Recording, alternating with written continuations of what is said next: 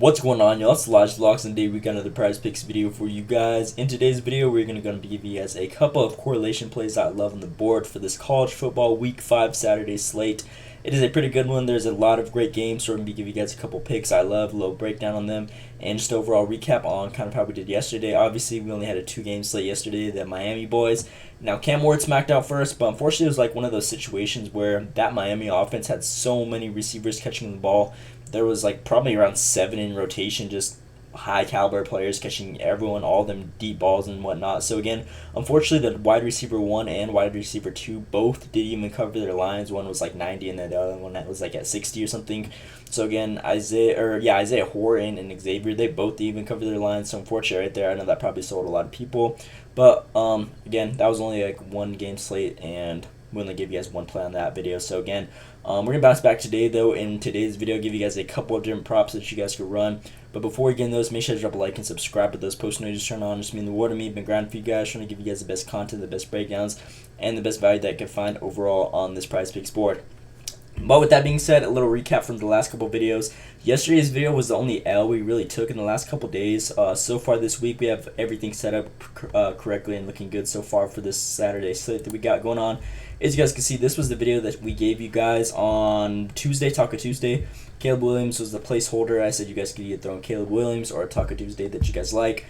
Shador Sanders, Travis Hunter, wide receiver and quarterback duo, and then RJ Harvey. All three of these plays have gotten bumped up if we go to the little prize picks board right here.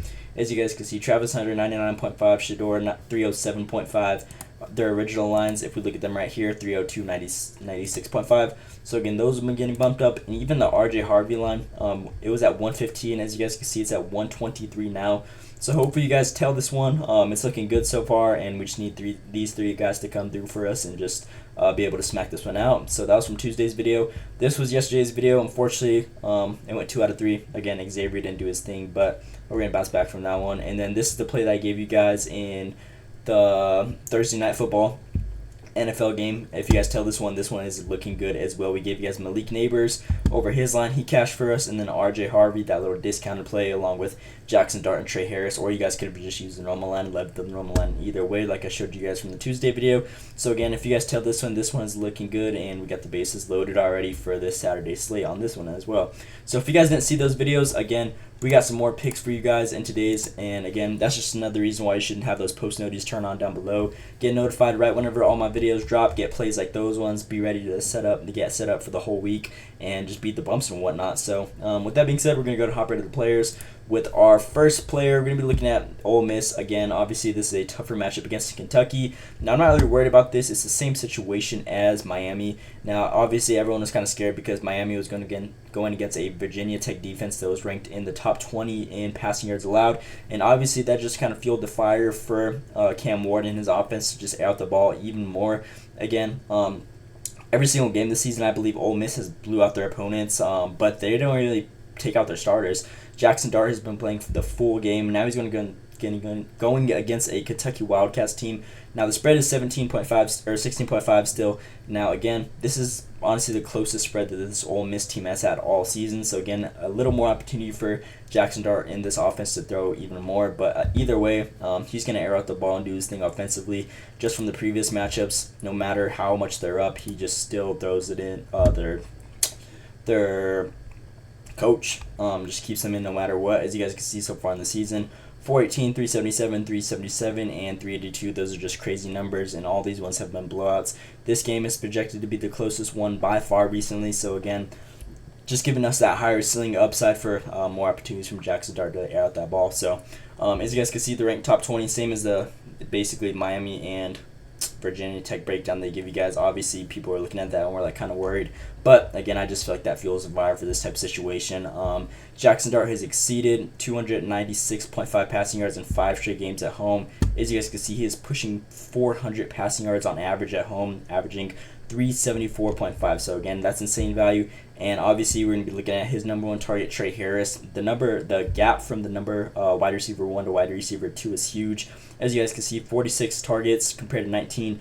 32% target rate compared to 13% target rate. So again, that's a no-brainer right there. I feel like Trey Harris and Jackson Dart have just been bread and butter all season. I believe he's covered every single game that he's covered as well.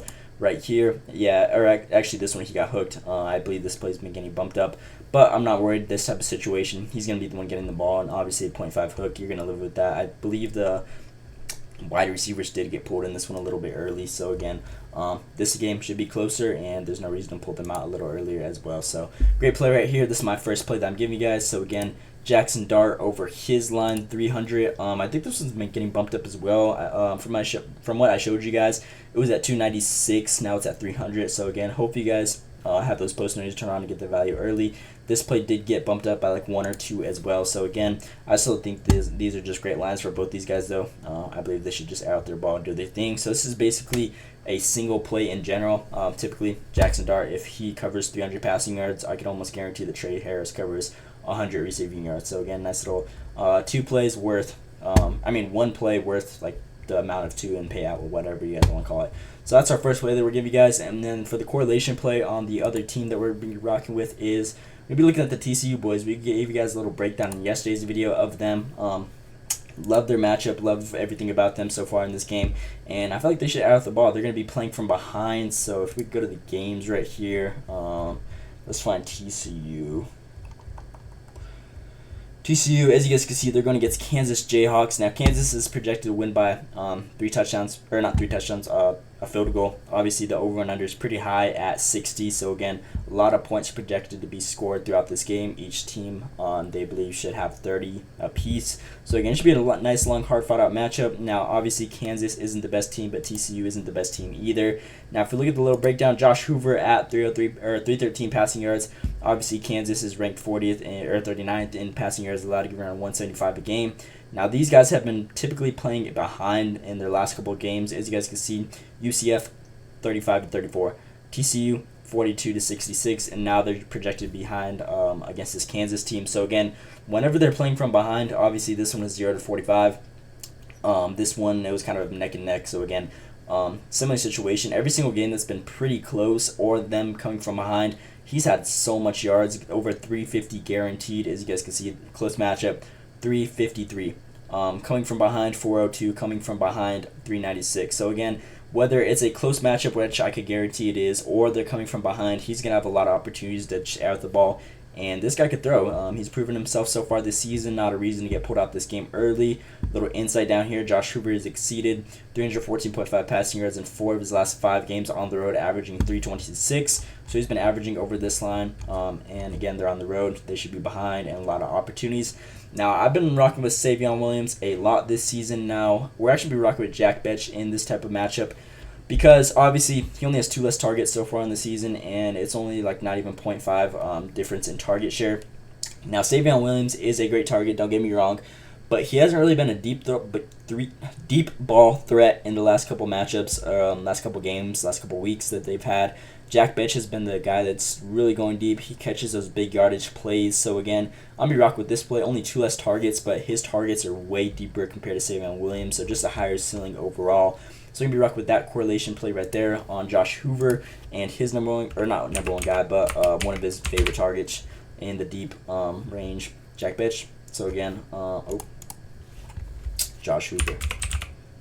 Josh Hoover first right there, 314, and then Jack Betch over his line as well. So this is a nice little 4-man that you guys can run. Love this little correlation play. Again, this is probably my main one that I'm going to give you guys on today's video, since we gave you guys a lot of previous plays already. But Jackson Dart, Trey Harris for the first correlation, and then Josh Hoover and Jack Betch over their correlation, 314, 76, and then 397. So this is a correlation play that I'm giving you guys on today's video that I love. Now, again, another extra play that you guys could run. These ones have been getting bumped up, though, was the Shedeur Sanders and Travis Hunter play. Now, I was kind of worried about this one a little bit because of the whole hurricane going on in Florida. As you guys know, this play is at UCF. It is in Orlando. So I don't think they're getting hit directly as hard. I was looking at the weather and stuff, what it's projected to be like tomorrow at this time at around 1 p.m. that they're playing this game. Now, there shouldn't really be any rains and whatnot. There's probably going to be a little bit of wind, but as so I've been seeing so far, the campus hasn't really been hit hard or nothing crazy like that. It could be wrong, though, just from the research I've done, though. I feel like this should be not too much of a problem. Hopefully it's not. I'm praying that it doesn't. And again, if you guys are affected or know anyone affected by that hurricane, again, prayers out to you guys. Hope everyone's doing good just being safe and healthy out there.